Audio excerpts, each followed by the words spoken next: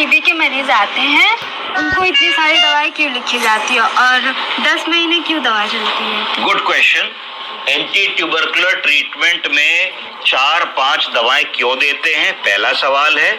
और उन दवाओं का इतना लंबा कोर्स क्यों होता है कि 7 महीना, 10 महीना, कई बार 12 महीने तक उन दवाओं को मरीज निरंतर खाता रहता है और उसको बड़े सारे कई बार शिकायतें भी होती है, भूख चली गई, जॉन्डिस हो गई, दिखने में समस्या आ गई, पेशाब का रंग बदल गया दवाओं को खाने से।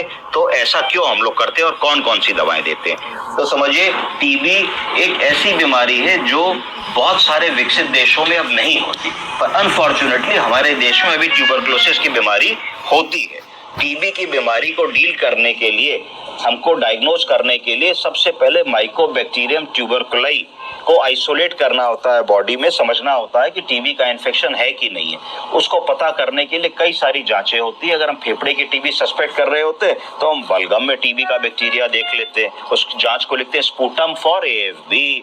अगर ESR कर लेते हैं, वो बड़ा होता है, PPD का टेस्ट कर लेते हैं तो उससे पता लग जाता है इंड्यूरेशन से कि ट्यूबरकुलोसिस है कि नहीं। कई आजकल ब्लड के टेस्ट आ गए जिनको टीबी गोल्ड कहा जाता है, बॉडी फ्लूइड्स के टेस्ट आ गए जिनको ADA कहा जाता है, एडिनोसिन डीएमिनेज एंटीजन कहा जाता है। तो विभिन्न प्रकार के टेस्ट है। एक बार टेस्ट हो गए और ये पुष्टि हो गई कि मरीज को लंबा बुखार 3-4-5 महीने से आ रहा है, ठीक नहीं हो रहा है, रोज इवनिंग राइज इन टेम्परेचर है, तो इसका मतलब है कि टीबी की एक बड़ी संभावना है। किसी के फेफड़े में पानी आ गया है तो भी टीबी की बड़ी संभावना है। तो उस स्थिति में आपके चिकित्सक जांच के बाद ये पता लगा देते हैं कि टीबी है कि नहीं। टीबी होने के बाद हम लोगों को उसको एंटी ट्यूबरकुलर ट्रीटमेंट देना होता है। एंटी ट्यूबरकुलर ट्रीटमेंट हमारे भारतवर्ष में टीबी की जो 4 इंपॉर्टेंट दवाएं हैं उनके बारे में मैं आपको बताऊंगा। तो जो गोली या किट आती है जिसको AK-84 कहते हैं, क्या कहते हैं, AK-84 या एक्यूरेट 4, वो 4 दवाओं का कॉम्बिनेशन होता है। 4 दवाओं का कॉम्बिनेशन क्यों दिया जाता है? जिससे मरीज को एक ही गोली में अगर चारों दवाएं मिल जाएंगी तो उसके लिए खाना बेटर होगा और कंप्लाइंस बेटर होगी। अगर उसको कहा जाए अलग अलग बहुत सारी दवाएं खाओ तो शायद मरीज भूल जाए, कंफ्यूज हो जाए और दवाएं ना खाए, इसीलिए कॉम्बिनेशन ड्रग्स दी जाती है। तो सबसे पहली कौन सी दवा होती है टीबी की जो इंपॉर्टेंट है? रिफेम्पिसिन। कौन सी? रिफेम्पिसिन दवा होती है। दूसरी दवा होती है आइसोनियाजाइड। तीसरी दवा होती है पायराजिनामाइड। चौथी दवा होती है इथेम्ब्यूटॉल।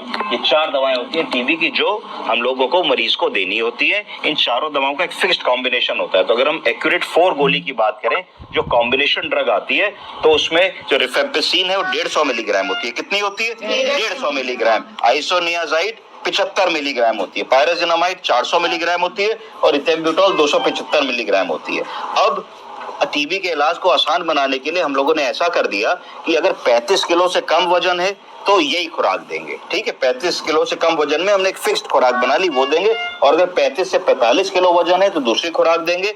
45 से 55 किलो वजन है तो तीसरी खुराक देंगे। और अगर 55 किलो से ज्यादा वजन है तो चौथी खुराक देंगे। तो इसका मतलब 35 से कम वालों की खुराक अलग हो गई, 35 से 45 वालों की अलग हो गई और 45 से 55 वालों की अलग हो गई। 55 या 60 के ऊपर वालों की फिक्स खुराक हो गई जो चलेगी। तो अब अगर हम एक एडल्ट डोज की बात करते हैं जहां वजन 55 किलो से ज्यादा है, अगर हम एडल्ट्स को डील कर रहे हैं तो कोई एडल्ट जनरली ऐसा नहीं आएगा जिसका वजन 55 किलो से कम हो। जनरली सबका होगा, एक 5% 10% पॉपुलेशन को छोड़ दीजिए। तो उस स्थिति में जो रिफेम्पिसिन की डोज आएगी वो आएगी 600 मिलीग्राम। कितनी आएगी? 600 मिलीग्राम। तो इसका मतलब एक एक्यूरेट 4 की गोली में 150 मिलीग्राम है। कितना है? 150। हमें चाहिए 600। तो कितनी गोली खिलानी पड़ेगी? 4। ठीक। तो इसका मतलब है कि एक्यूरेट 4 की 4 गोली पड़ेगी किसको? जिसका वजन 55 किलो से अधिक है। अब आइसोनियाजाइड की एक गोली में 75 मिलीग्राम होता है और इनको चाहिए 300 एडल्ट को, तो इसका मतलब 4 गोली इसकी भी पड़ेंगी। तो जो एक्यूरेट 4 की एक गोली थी उसमें 4 दवाएं मिली थी, तो 4 दवा जिस डोज में थी, जब उसको 4 गोली एक साथ खाओगे तो एडल्ट डोज में कन्वर्ट हो जाएगी, यानी कि 55 किलो का आदमी को तुम दे सकती हो। तो उसको तुमने कह दिया दादा 4 गोली सुबह सुबह आपको खा लेनी है, आपका टीबी का इलाज इसी से हो जाएगा। कई बार आदमी टॉलरेट नहीं करता तो कहते 2 सुबह खा लो 2 शाम को खा लो। इस तरीके से काम को करते हैं। अब अगर मान लो किसी को पल्मोनरी ट्यूबरकुलोसिस की दवा तुम्हें लिखनी है या लिखा हुआ प्रिस्क्रिप्शन तुमको पढ़ना है जिसका ADA पॉजिटिव आया है, बलगम पॉजिटिव है, टीबी की पुष्टि हो गई है, तो तुम उसको कैसे क्या प्रिस्क्रिप्शन लिख सकते हो? अगर तुमको अलग अलग लिखना है, एक तो तुमने एक्यूरेट 4 लिख दिया तो उसमें ज्यादा दिमाग नहीं लगी, चारों दवाएं आ गई और इतना तुमने दिमाग लगा लिया कि अगर 35 किलो से कम का था तो तुमने कहा कि 1 गोली रोज खाओगे, और अगर 35 से 45 किलो का था तो तुमने कहा 2 गोली रोज खाओगे, और अगर वो 45 से 55 का था तो 3 गोली कर दी, और 55 से 60 पे 4 गोली कर दी। तो सिंपल फार्मूला हो गया कि जब तक स्पेशलिस्ट के पास नहीं जा रहे, उसको तेज तर्रार ओपिनियन नहीं मिल रही, तब तक आपने कम से कम उसका काम चला दिया। अब बारी आती है कि अगर हमको उसको अलग अलग दवाएं लिखनी है, कॉम्बिनेशन नहीं लिखना चाहते, तो हम कैसे लिखेंगे? तो उस स्थिति में हम लोग टैबलेट आर्सेनिक्स लिखेंगे 600/300। क्या लिखेंगे? आर्सेनिक्स 600/300, जिसमें 2 दवाएं होंगी। कौन सी? रिफेम्पिसिन 600 मिलीग्राम और आइसोनियाजाइड 300 मिलीग्राम दे देंगे। सुबह 8 बजे कह देंगे खा लो भैया, क्योंकि कई बार कॉम्बिनेशन आदमी टॉलरेट नहीं करता, कहता उल्टी हो रही है, मछली हो रही है, हम इतना दवा नहीं खा पाएंगे। फिर पायराजिनामाइड 1200 मिलीग्राम, उससे कह दोगे दोपहर के खाने के बाद खा लो। पायराजिनामाइड 1200 मिलीग्राम कब खाओगे? कि भाई आप 12-1 बजे जब खाना खाते हो तब खा लो। इथेम्ब्यूटॉल 800 मिलीग्राम कह दोगे रात के खाने के बाद खा लो। साथ में मॉक्सीफ्लॉक्सासिन एक ड्रग हम लोग और ऐड करेंगे जो एंटीबायोटिक है, पर एंटी ट्यूबरकुलर एक्शन बहुत अच्छा है। 400 मिलीग्राम हमने कह दिया कि भाई ये एक रात में सोते समय इवनिंग में खा लेना। बेनेडॉन की गोली 20 मिलीग्राम की आवश्यक है हर ऐसे प्रिस्क्रिप्शन से ऐड करना, हम लोग ऐड कर देंगे। इतना प्रिस्क्रिप्शन हम अलग अलग लिख सकते हैं। अब थोड़ा सा ये पता होना चाहिए कि अगर मरीज जो है वो कंप्लेंट कर रहा है आपको कि हम लोगों को टीबी की दवा खाते ही भूख मर गई, जॉन्डिस होने लगी, आंखें पीली लगने लगी, पेशाब पीला होने लगा, तो क्या करना चाहिए? तो एक तो है कि हम एंटी ट्यूबरकुलर ड्रग कहते हुए पूरी दवा बंद कर दो, 5, 7, 10 दिन बाद फिर दवा को शुरू करेंगे। पर मेन जो कल्प्रिट ड्रग है वो है पायराजिनामाइड। क्या है? पायराजिनामाइड। तो उसको हमें हटा लेना है। इससे भूख हटती है, भूख कम हो जाती है, लिवर में इन्फ्लेमेशन आता है, और कई मरीज कंप्लेंट करते हैं कि जोड़ों में भी सूजन और जोड़ों का दर्द बताते हैं। इथेम्ब्यूटॉल का क्या साइड इफेक्ट होता है पता होना चाहिए हम लोगों को। इससे विजन की प्रॉब्लम होती है। टीबी की दवा खाते ही आदमी कहते दिखने में अच्छा नहीं दिख रहा, धुंधला दिख रहा है, कलर ब्लाइंडनेस हो रही है ना, विजन में कमी आ गई है। तो इसका मतलब जरूर इथेम्ब्यूटॉल दवा ऐसी है जो उसको नुकसान कर रही है। तो हमको इथेम्ब्यूटॉल को रोकने की बात सोचनी चाहिए और अपने डॉक्टर को जाकर के इस बात को बताना चाहिए। कौन सी टीबी की ऐसी दवा है? जब भी टीबी का मरीज होगा तो उसका पेशाब ऑरेंज कलर का होने लगता है। कहते कभी देखते लाल रंग का ऑरेंज कलर का पेशाब होता है। कौन सी ऐसी दवा है जो पेशाब के कलर को चेंज करती है? कोई बता पाएगा?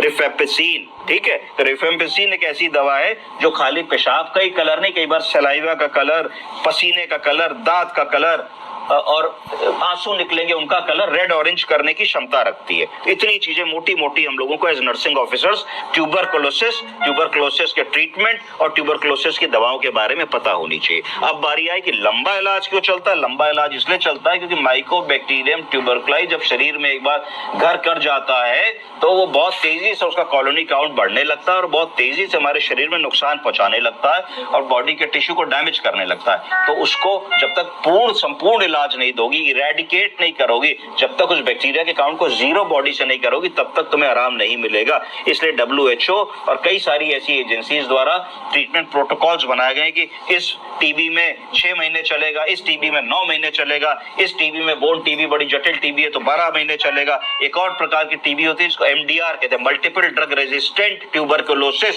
जो इन 4 दवाओं से ठीक नहीं होती, जिनमें 4 दवा काम नहीं करती हैं। उसके लिए और बहुत सारी दवाएं हैं जो हम देते हैं। मैं शॉर्ट में 1 मिनट में बता दूंगा कौन कौन सी दवाएं हैं, तो बोलिएगा। Rifabutin, levofloxacin, moxifloxacin, ethionamide, prothionamide, cycloserine, beta quinoline, clofazimine, linezolid, high dose of isoniazid, imipenem, meropenem. इतनी दवाएं हैं जो एंटीबायोटिक ग्रुप की हैं पर जिनका एंटी ट्यूबरकुलर एक्शन भी है। कई बार जब टीबी ठीक करने की जो 4 दवाएं हैं कॉम्बिनेशन काम नहीं करती तो इन दवाओं के कॉम्बिनेशन को लगा करके हमको टीबी का इलाज करना पड़ सकता है। तो अगर कभी आप देखें कि एंटी ट्यूबरकुलर ट्रीटमेंट में ये दवाएं लिखी हैं तो अचंभित नहीं होना है, इन दवाओं को भी दिया जा सकता है।